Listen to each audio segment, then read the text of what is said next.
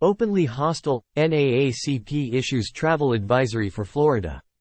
Claiming that Governor Ron DeSantis has made it clear that African Americans are not welcome in the state of Florida, the National Association for the Advancement of Colored People, NAACP, issued a travel advisory over the weekend, warning against travel to the state of Florida. Florida is openly hostile toward African Americans, people of color and LGBTQ+ individuals, the advisory says. Before traveling to Florida, please understand that the state of Florida devalues and marginalizes the contributions of, and the challenges faced by African Americans and other communities of color. Accusing Florida of having criminalized protests, restricted the ability of educators to teach African American history, and engaged in a blatant war against diversity and inclusion, the NAACP denounced what it framed as a seeming quest to silence African American voices.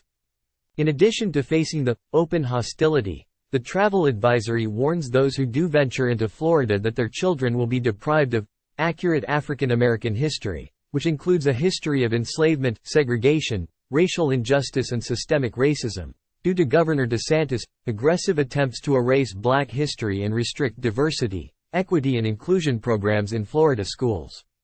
The president and CEO of the National Association for the Advancement of Colored People, Derek Johnson, accused DeSantis of turning against the American democratic ideals by removing an advanced placement African American studies course from the public school curriculum and urged Black Americans and their allies to stand up and fight against the governor's policies in a press release accompanying the advisory.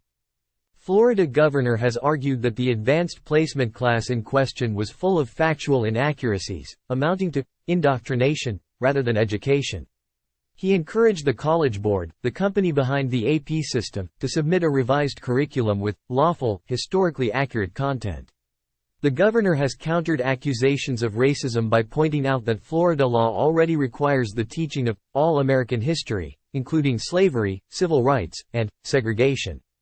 Florida's Stop Woke Act, passed last year, forbids schools from teaching that anyone is inherently racist or responsible for historical atrocities because of their skin color, and DeSantis has urged the State Board of Education to prohibit the teaching of critical race theory.